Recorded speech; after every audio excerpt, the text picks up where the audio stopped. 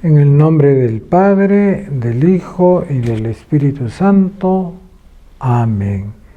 Queridos hermanos, hoy día, viernes de la octava semana del tiempo ordinario, el Evangelio que nos toca meditar es de San Marcos, capítulo 11, versículos del 11 al 26.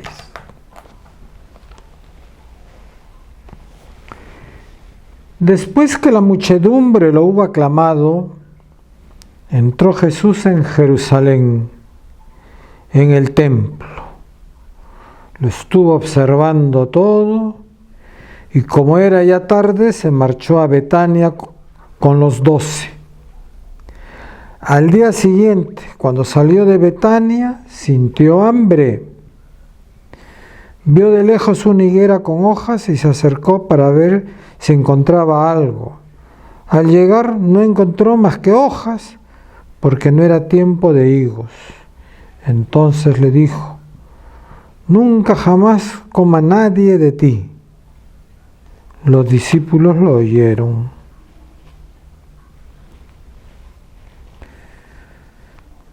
Llegaron a Jerusalén, entró en el templo, se puso a echar a los que traficaban allí, volcando las mesas de los cambistas y los puestos de los que vendían palomas, y no consentía a nadie transportar objetos por el templo. Y los instruía diciendo: ¿no está escrito, mi casa se llama casa de oración para todos los pueblos? Ustedes, en cambio, la han convertido en cueva de bandidos. Se enteraron los sumos sacerdotes y los letrados, y como le tenían miedo porque todo el mundo estaba asombrado de su enseñanza, buscaban una manera para acabar con él. Cuando atardeció, salieron de la ciudad. A la mañana siguiente, al pasar, vieron la higuera seca de raíz.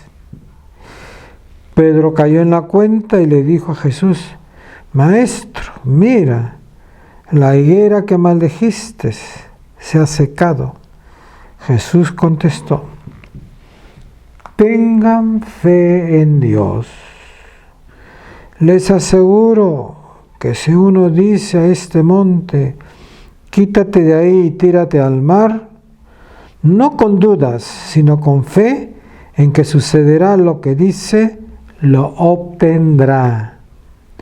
Por eso les digo, cualquier cosa que pidan en la oración, crean que se los han conseguido y la obtendrán.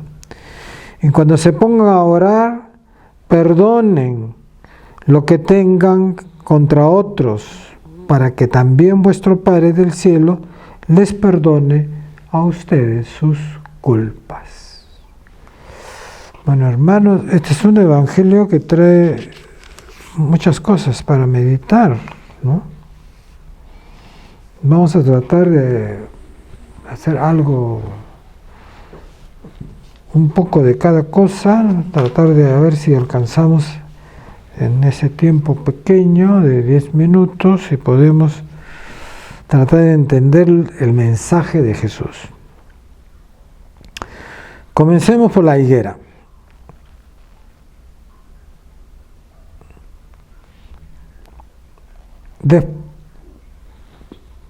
Al día siguiente, cuando salió de Betania, sintió hambre. Vio de lejos una higuera con hojas y se acercó para ver si encontraba algo. Al llegar no encontró más que hojas, porque no era tiempo de higos. O sea, si no era tiempo de higos, ¿la higuera tenía que tener frutos? No tenía que tener frutos. Sin embargo, Jesús dijo: nunca jamás coma nadie de ti. ¿Y qué dice el Evangelio más adelante? El día siguiente, cuando pasaron, la higuera estaba seca. ¿Eso qué está indicando? Que Jesús tiene poder sobre todo.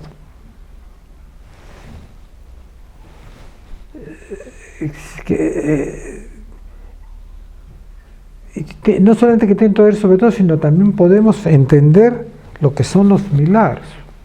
Porque los milagros son aquellas acciones que suceden cuando uno le pide a Dios sobre una situación normal que necesitemos que cambie su curso, ¿no? Y eso lo puede hacer Dios, porque Él es el creador de todos, ¿no? Qué mejor ejemplo de esta higuera. No era el tiempo que dé fruto, sin embargo Jesús le dijo, nadie más va a comer de ti. Se secó la higuera. Por eso es que más adelante nos pide que cuando recemos, lo hagamos con fe. ¿Qué quiere decir rezar con fe? Rezar con fe quiere decir tener confianza en Dios y saber lo que pides. Porque no le puedes pedir a Jesús, a Dios, un mal. No, eso no le puedes pedir. Hay que también saber qué es lo que hay que pedir. Y sabiendo lo que hay que pedir, dice, pídelo con fe y se te cumplirá. Qué importante es esta parte de acá. Por eso es que muchos santos han podido realizar milagros, ¿no? Porque tenían confianza en Dios y pedían lo que era justo. Pedían las cosas que realmente sabían que Dios quiere que se den en ese momento, ¿no? Ahora estamos, por ejemplo, en un tiempo de pandemia. Sabemos que Dios lo puede terminar con la pandemia, pero tenemos esa fe plena para pedirle que termine con la pandemia, o se lo pedimos simplemente porque no sabemos qué hacer y bueno, por si acaso voy a rezarle al Señor, no pierdo nada rezándole al Señor. Así no es como se piden las cosas a Dios, ¿no? A Dios hay que saberle pedir las cosas, hay que saber hacer sacrificios, ofrecimientos, ¿no? Tener confianza. ¿Qué es lo que vas a ofrecer? Ofrece lo que tienes. Si tienes dolores, si tienes sufrimientos, ofrece eso. No puedes ofrecer algo que no tienes, ¿no? El que tiene dinero, pues que ofrezca su dinero, pero que lo ofrezca para el bien de los pobres, que lo ofrezca para algo bueno y no para vanagloria de él, ¿no? Porque aquel que da plata para que después lo estén alabando, mejor que no den. Bueno, podrá ayudar a la gente, a los pobres en algo, pero frente a Dios es un miserable, ¿no? Una persona que lo único que busca es su propia vanagloria, su propio orgullo, que quiere que la gente lo adule, ¿no? Le diga qué bien hace las cosas, qué bonito, te agradecemos, ¿no? Esa no es la manera de acercarnos al Señor, ¿no? Algo también que tenemos a ver acá muy importante es la actitud de Jesús cuando llega al templo. Llegaron a Jerusalén, entró en el templo, se puso a echar a los traficantes, los que traficaban ahí, volcando la mesa de los cambistas y los puestos de los que vendían palomas, y no consentía a nadie transportar objetos por el templo, y los instruía diciendo, ¿no está escrito, mi casa se llama casa de oración para todos los pueblos? Ustedes, en cambio, lo han convertido en cueva de bandidos. Es casa de oración para todos los pueblos. O sea, todos tienen derecho a rezarle a Jesús. No podemos ser discriminantes en ese sentido. Pero tampoco debemos aprovechar de la religión para enriquecernos.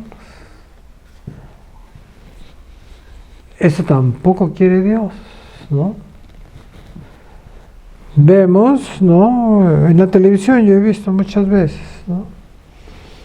A personas que dicen que en nombre de Jesús, ¿no?, curan los pecados, ¿no?